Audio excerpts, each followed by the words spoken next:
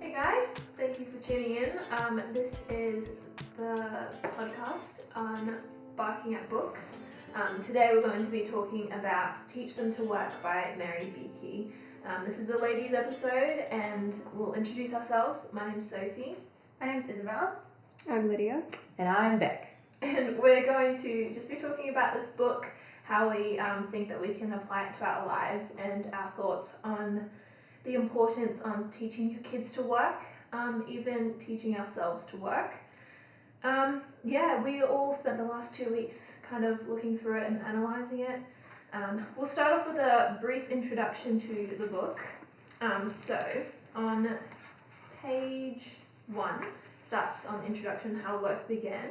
It talks about God's design for work and how God initiated it with Adam and Eve in the garden.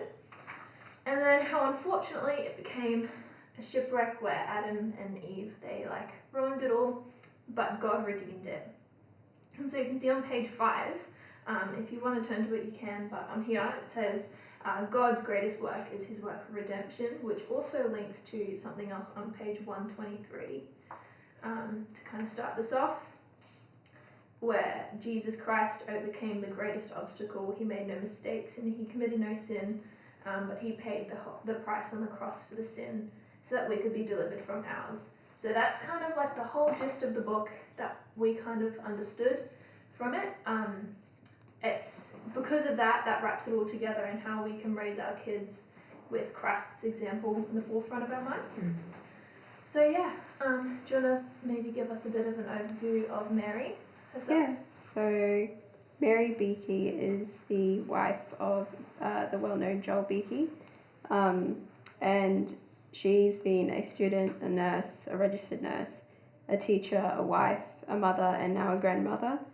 She's had the opportunity to observe and work with many children and adults, young and old, and she's seen various types of personality and character, and she's learnt a lot as well from her family, her heritage, and being a recipient of intergenerational biblical work ethic. And alongside her husband Joel, whose family also has an excellent work ethic, she's been a faithful worker and teacher in her family and in her home, and she gleans from Proverbs and Ecclesiastes on the subject of work, and teaches her children about how they can use their talents to follow God's calling, vocation, for his honour and glory. We just have a coffee delivery, everyone. Thank you. So, let's see, which one did you have again, Sophie? I have the hot chocolate. Hot chocolate. Which This is the was? small one. The small ones, right? Welcome, Hannah. Come grab a seat. Do you guys like coffee? Right. Thank You got the large cappuccino, which is that one. And Comes muffin. it in the middle. Muffin there.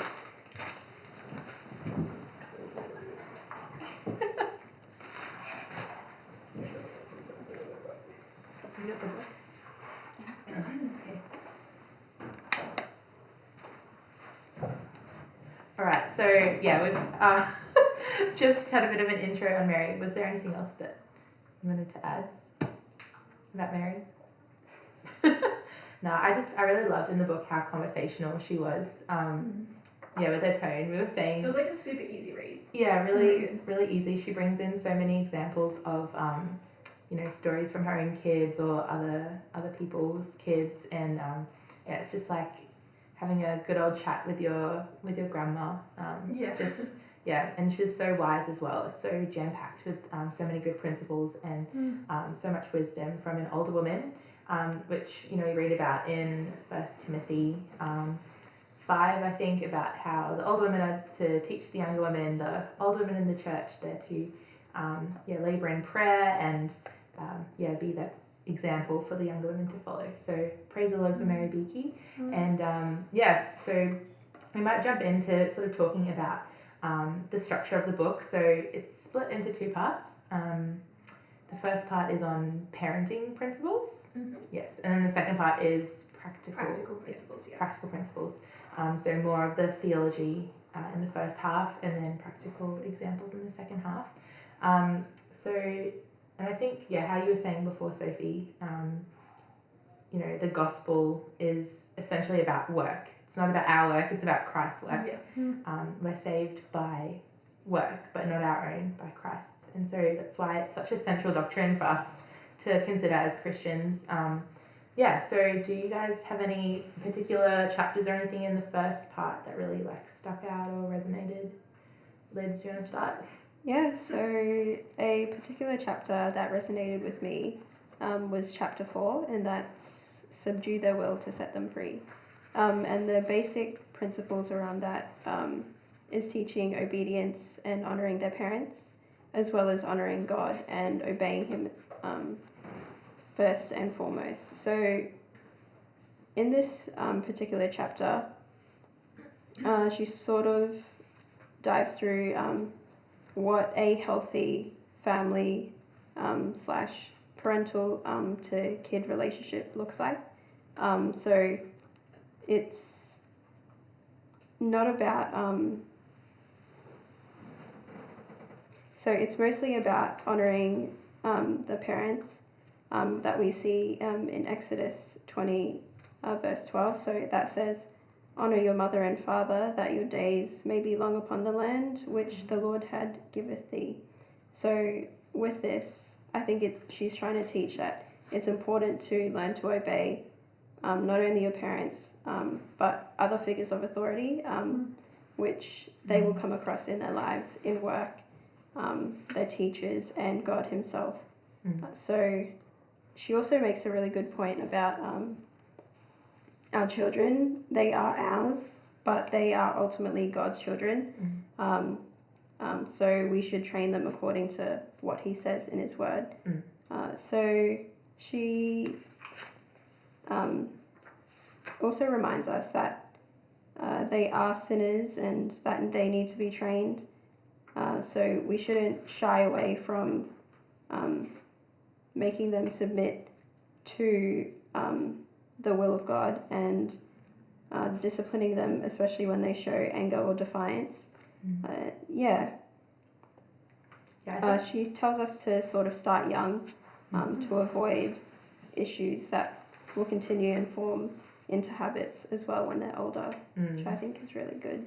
Yeah, I think that's why it's so such a practical book, because it's teaching us how to parent our children, but also that's practical to us in our lives right now. Did you guys find that reading it? Yeah, and it's she said on the first page of chapter 4, God loans us our children. So that emphasizes that our children aren't ours, but it's also we aren't our own. We were bought at a price. What Pastor Tom, if you want to watch the sermon, Pastor Tom was talking about this morning, that we weren't we're not our own. We're bought at a price. So and it's the same way with our kids. We've got to train them. That's so good. Yeah, ultimately, we want their wills to be in submission to Christ, like all of ours should be. That kind of ties into what you were saying before was your standout chapter. Hey, Chapter 5. So the chapter straight after, which is turn over the reins. It's talking about when children are little, it's always parent discipline. They're disciplined by their parents, and that their will is being trained to obey their parents when they're young.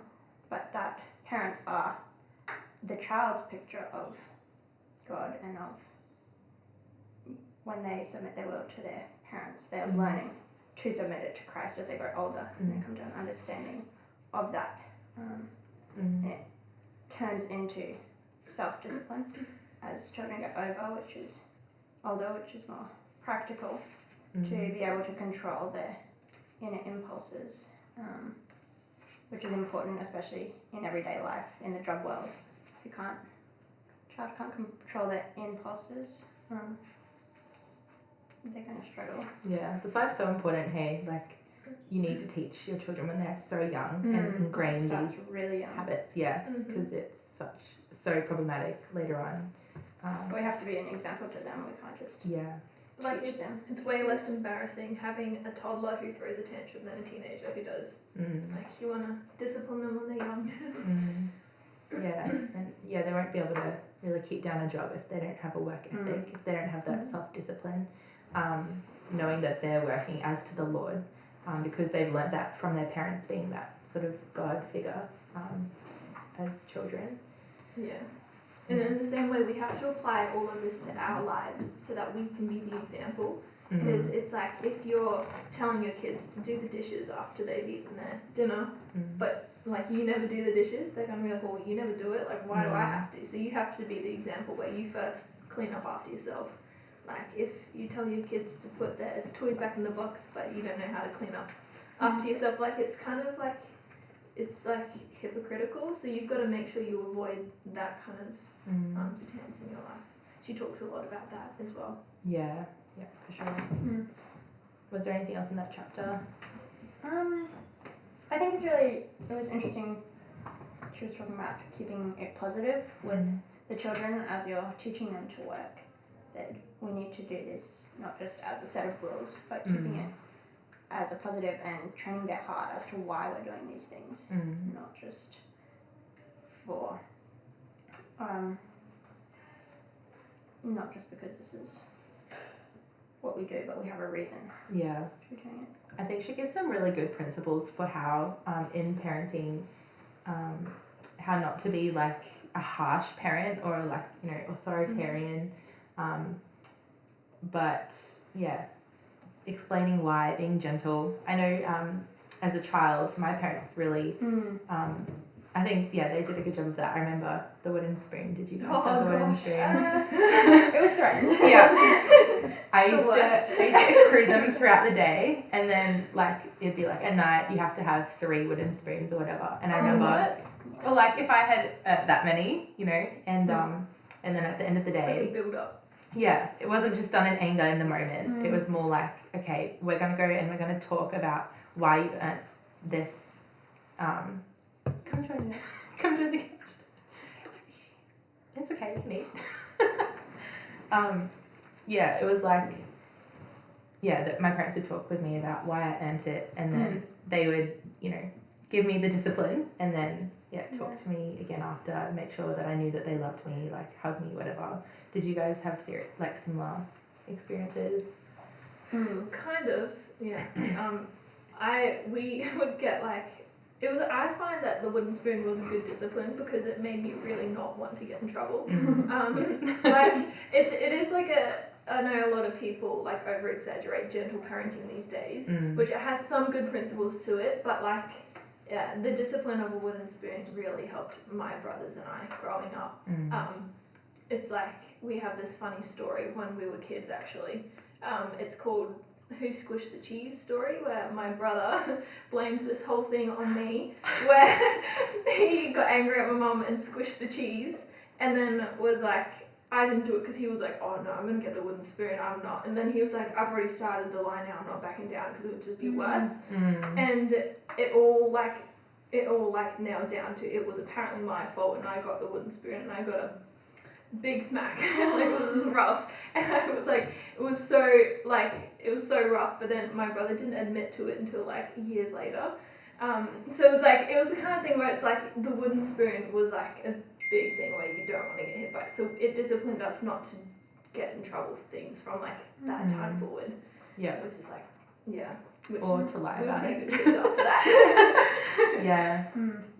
It's really interesting how in the book it talked about following through with your discipline as well. Because I see in a lot of parenting and in sometimes my parents, I think all parents do it, they threaten to discipline and then it's not followed through.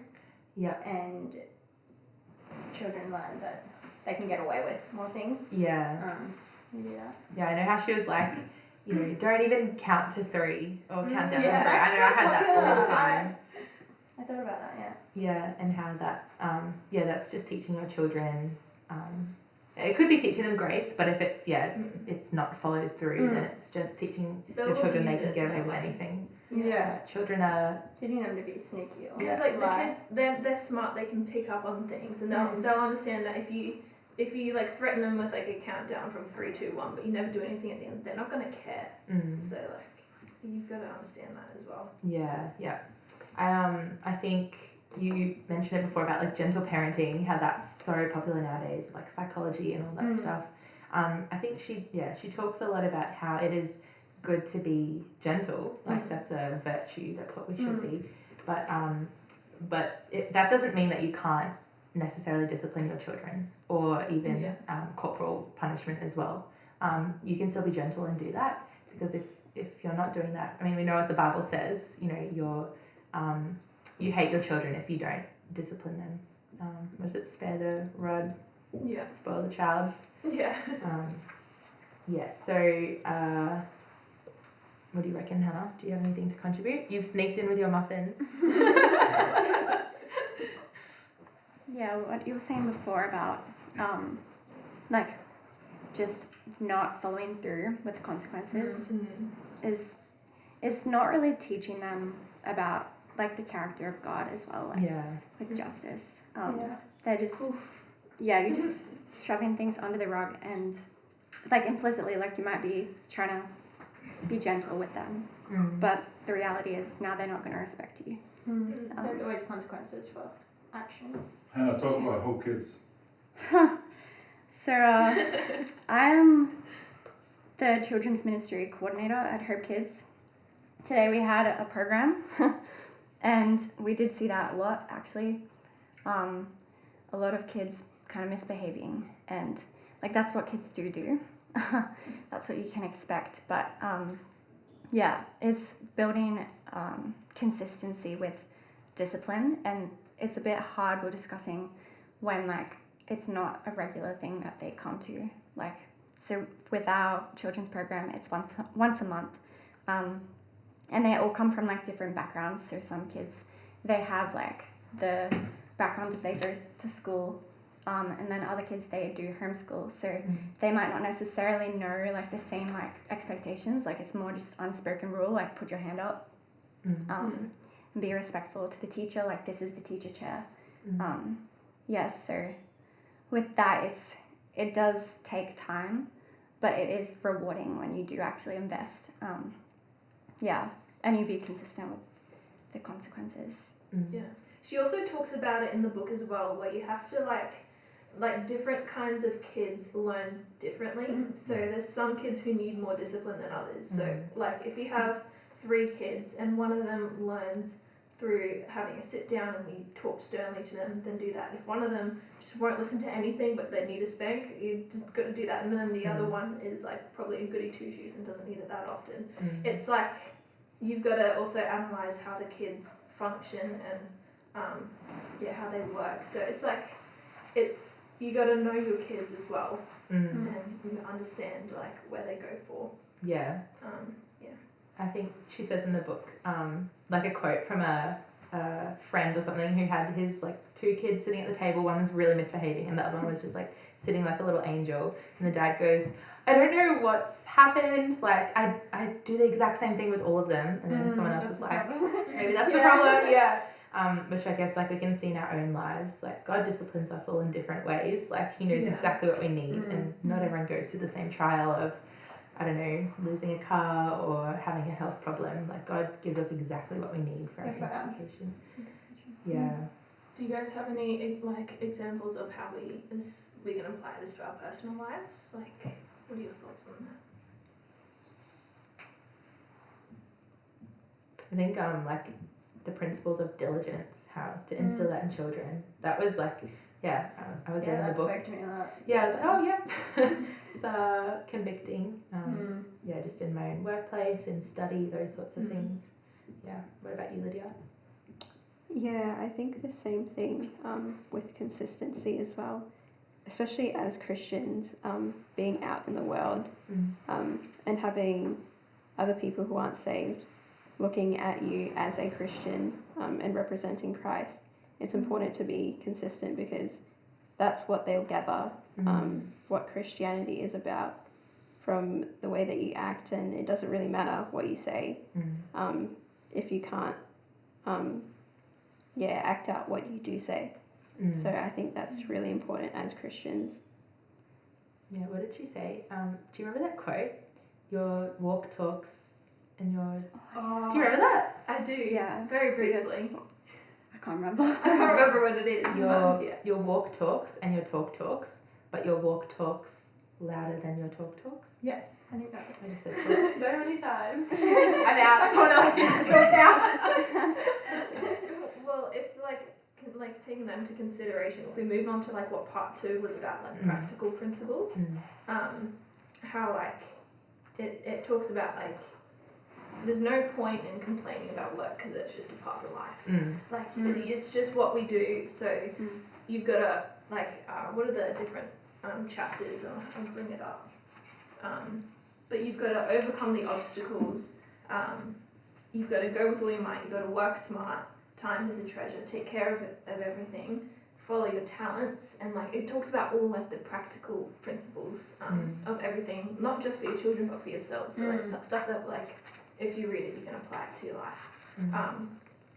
And then like at the end of the book, it talks about like enjoying the good or the fruit of your labor, and then also like enjoying the labor itself because and it's like there's different rewards that come with working, like with if you clean your house before you go to bed at night time, the reward is you wake up to a nice house and you start the day well.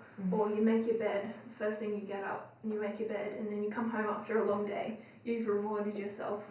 Your first task of the day, you've come home with like a clean bed or like a clean room, and like it's a rewarding thing. Or you tell your kids to go clean up their room before they have dinner, and then they reward themselves with food.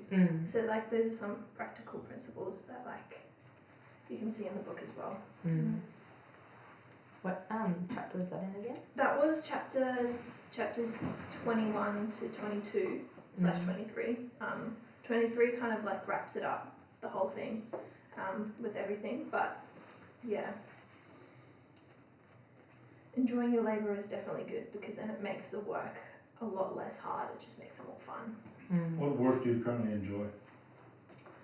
I actually enjoy cleaning. I find it quite therapeutic. Like it's such a good feeling that once I've just deep cleaned the whole house, and then I've maybe put some like muffins in the oven or something, and like I get to sit down to a clean house and eat muffins and drink a tea. Like it's so good. So it's really nice. I actually enjoy my work. I just work at a cafe, like a little cafe not far from my house, and I really enjoy it. It's basic work, but enjoy it, getting it done. And recently I've been really convicted of doing everything for God's glory. And while I'm working, even when you're just at work washing dishes in the back, you can be glorifying God, and that there's a purpose to your work, and that is to bring God glory, and you can enjoy that and be a witness to other people while you're doing that. I think that's really important. Yeah. Do you find anything that your parents did when you were a child, like to teach you those principles, follow through now in your work? I think my parents were always conscious of making us finish what we started. I struggled with this. I still struggle with this. To finish what I start, I can start something, be all in, and then, I don't know, I lose motivation pretty easily. But my mum especially is always, you've got to finish what you start. And just in basic things, when you're little, like you make a mess, you have to clean up. You do cooking, I love baking, you have to clean up. And that's ever since we were little. My dad would make fun of us if we didn't finish the job. He would call us a half job Harry and would literally bully us for it. He'd be like, if we washed the dishes but didn't dry it up and put it away, he's like, what are you doing? You're not like... Yeah, it's kind of funny. Yeah. Well, Mary talks about in the book as well, actually, like in parenting principles and practical tips, sometimes humour is a good thing to use. Like, if they're gonna throw a fit, you may as well make it fun because it's so much better than so much better than making it worse. But it would, I imagine, obviously none of us have kids, but having kids, it would be such a big temptation to just like blow up, you know, the kids making messes and not wanting to clean up. that's our sinful nature, right? Just Mm. why aren't you cleaning the house? But yeah, using humor or just taking a break yourself and just resetting. Do you guys remember what she was saying about that in the book? Like, just maybe if you need to go have a moment by yourself, like Take some deep breaths and remember that it's okay. It will yeah, get better, especially when I can imagine if you've got like lots of kids and it can just get chaotic when they're all at home, and sometimes you might need to just step into a room or something. Yeah, she was Take also a deep like, breath. ladies, like I know the emotions are real, and she directed it more towards the ladies, and she like that she said this whole section of like when girls get emotional, it's like you've got to just pray about it, and it's not something that God can't handle. It's not something that you can't handle. Like it's possible to control your emotions if you're like having an emotional day. So for sure. That's good. Was there anything else in that second part, like a particular chapter that I don't have my book. Hannah and I without our book. So sad. I think it's interesting enjoying the good of your labour, chapter 21, so that it's not wrong to enjoy the good and to teach your kids that they, when you work, you do earn money or you reap rewards. I thought that was interesting. Did any of you guys get like pocket money or anything when you were kids? I think She talked about an allowance. I'm like, I didn't even know that was a thing. It must be a cultural difference. Yeah. There's Americans I was expected to work. Yes. Like, we did get a bit of pocket money sometimes. We were always taught. Dad was so good at teaching us how to save, I think. Owning a business and running a business himself, he knows how to handle money. And if you ever have questions on what to do with your money, Dad always had the answers for that. Yeah. What about you, Lydia? Did you find anything helpful about that? Growing up, I did not have allowance, but I did get things handed down to me sometimes, I think. Which I didn't know at the time, but it affected the way that I viewed work. What do you mean by handed down to you? As in just given to you without working? Yeah, so if I just wanted money, they just give it to me. Right. Yeah. Without working or earning it. Which I think, as a teenager growing up, I didn't really link work and reward as the same thing. I just thought that I had to work and there was no reward because I was always given everything. So you don't...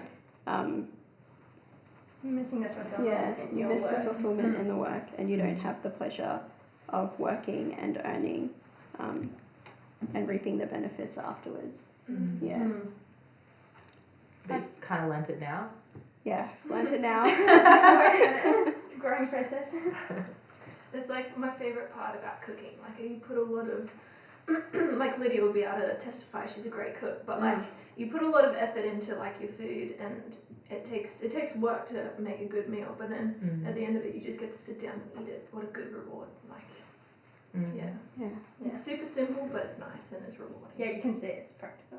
And I think teaching your kids to be able to see those practical things, like you cook something and then you get to eat it, you get to enjoy it. Like everyone likes eating. It's a good way to teach them when they're little. So I think the other important thing about like being mindful of the fruits of your labor is after you finish work, I don't know if you guys discussed this earlier, but just not being like, oh, finally that's done, and then like complain about it, and then be like, okay, now's the time for relaxing. Like you have to draw a distinction between, okay, this is not leisure, this is enjoying the fruit of your work. Do you remember her TGIM thing?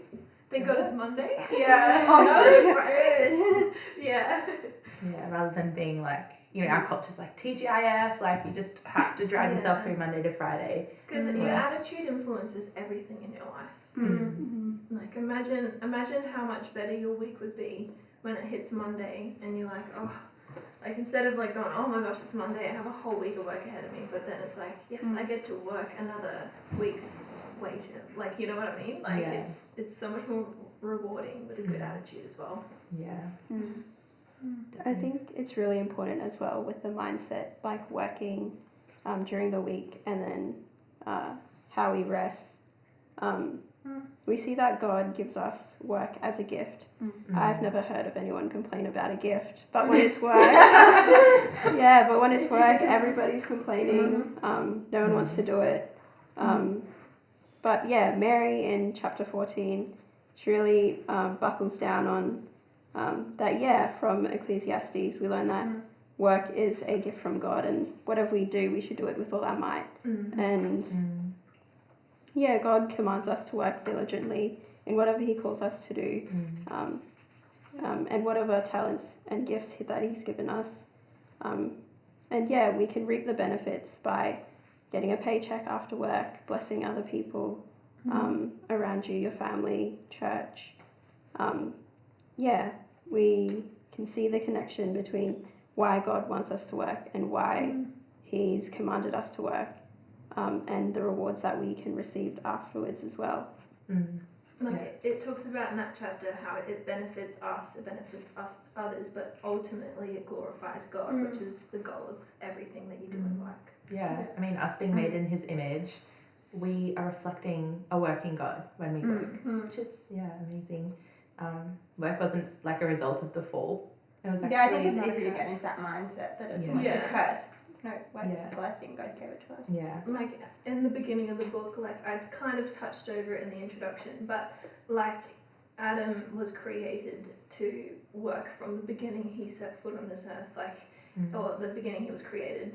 But it's like his work was to subdue the earth and to take dominion over it. So it's like when you realize that Christ has redeemed it back to like the original design after He did all that work on the cross for us, like it's so much it gives you a better mindset towards it as well.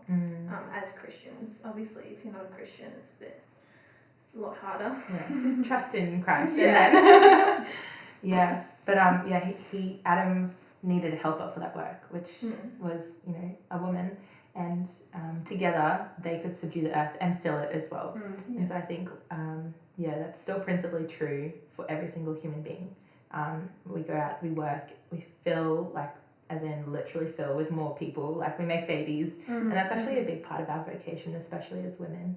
Have you guys seen that sort of modelled in the local church or in your families? Yeah, the church, I think our church is really good at representing like the roles of men and women in like not in like a I don't know, like demeaning way, if that's the right word for it. Like they don't like oppress men or oppress women in any way, but they like beautifully represent the both different roles that we play. How men the men in our church provide really well for us, and then and they teach us and they like bring us up in like the word of God accurately, and then like the women, you see how like there's so many kids around and they're just looking after and raising the kids, and then you've got like beautiful little children running around. Yeah, what about you, Hope Kids Hannah? Hope Kids Hannah.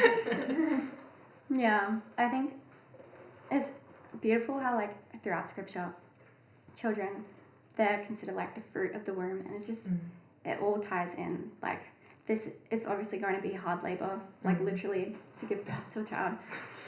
It's called labor. I think a lot of people, like even a conversation today I was having with one of the women at Hope, we're talking about how it's considered a really for some reason patronizing thing for a woman to be a stay-at-home mom, but actually that's like the most glorious thing that we can do as a woman.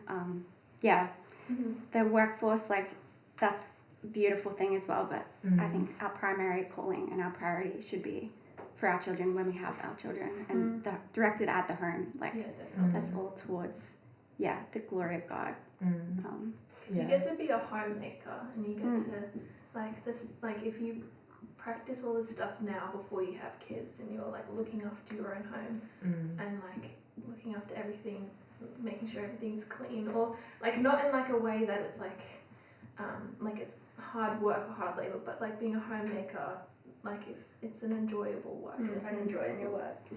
And it is work. Like the world says, stay-at-home mums are missing out on going out to work. But it's like, no, they're actually doing some of the most important work in the Yeah. whole entire Mhm. world. Like you're raising the next generation. It's a pretty big deal. Yeah. Mm. And we don't have kids yet, obviously, but we get to participate in that in the local church. Like Hannah, obviously, a lot as the ministry coordinator, but we all sort of have the responsibility to raise up the next generation in teaching them, disciplining them. Obviously, that looks different if you're a parent of a child versus just in the local church, but yeah, that sort of thing. Mm. So should we do our final reflections on the book? I reckon we can start on that side, work our way around. Do you want to give your final reflections? Yeah, I think it was just a really good.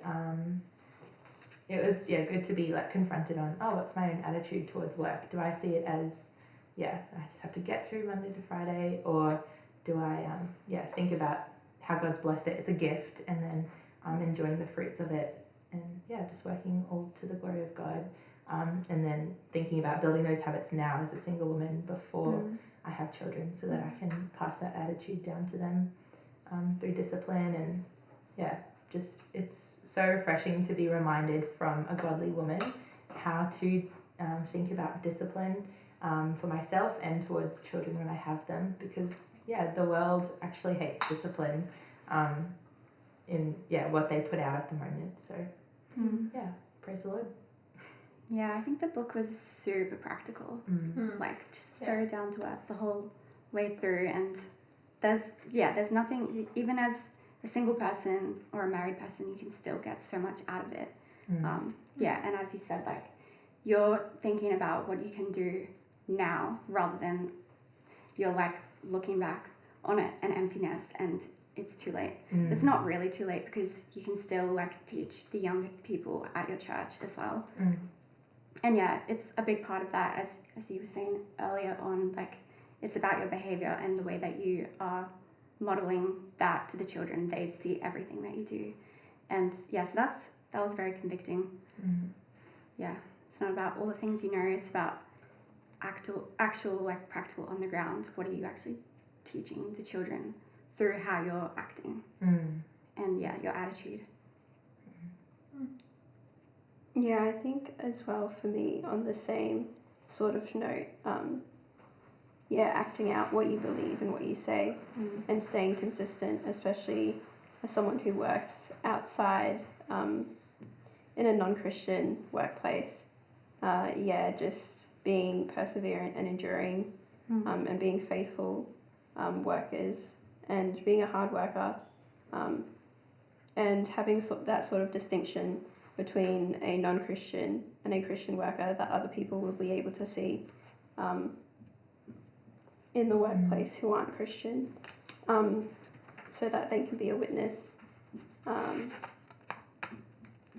think that's really important for me.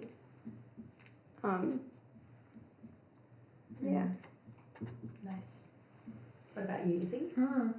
When I started reading this book, I thought, what am I going to get out of this teaching my children? Like, I don't even have kids. That's going to be, but... And look at all your tabs. I got so much out of it. It was very surprising. But not really surprising, knowing married Beeke. She's got a lot of wisdom to give.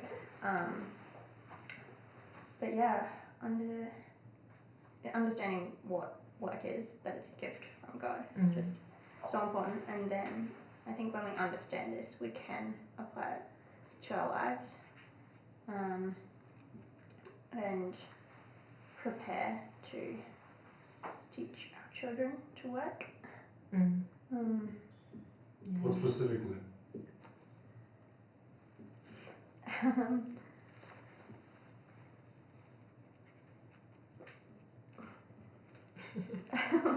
Go to one of your tabs. No. Specifically,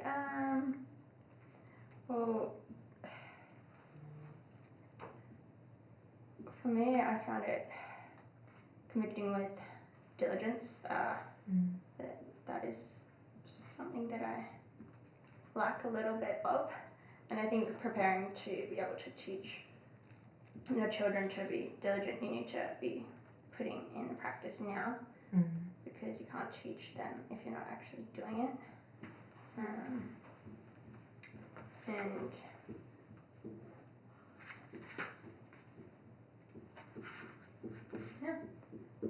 Cool. Yeah.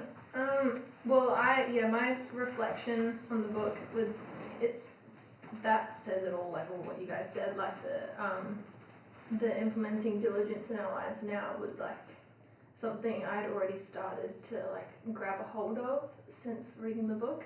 I felt like I read the first like 5 chapters, and then throughout my week, my mindset was already being changed towards everything. So I think that's just been really helpful like now. So I think anyone can literally read this book. Like it's an easy read. It's for anyone at any age. Like a kid can read it, a parent can read it, and a single person can read it. It's just it's good to help with your like mindset towards work in general. But it is also really aimed towards like mothers who are struggling with their kids like attitudes and behaviors. But another thing is in the appendix at the back. It's also got like some practical tips of like different chores or like work things that you can implement with your kids. And it's got like the different age gaps, like ages 2 to 3, 4 to 5, 6 to 7, so on. And like it's got like some age appropriate chores for them, so that then they can do that. It's super easy. It's all in there, which is good. Practical. And then they've got some study questions at the back as well, so that if you need to like reassess some of your parenting or work ethic skills, it's got some of the stuff at the back for it. So. Yeah, definitely. That's so helpful, because I like one thing that stuck out in the book. She said, you know, if a child is old enough to pull stuff out of a toy bucket, they can put it back. So it's just so good. Just all the years of experience put into that little appendix. Like your kids can do it if you hold them to it and you discipline them. So I think we'll probably wrap up. Thanks for listening, everyone, to our Barking Out Books podcast reviewing the book Teach Them to Work by Mary Beeke. We have to plug our church, Hope Reformed Baptist Church. We've mentioned them a few times. Go check out their YouTube channel page and the website. Come visit us if you're in Brisbane as well. We hope to see you next time.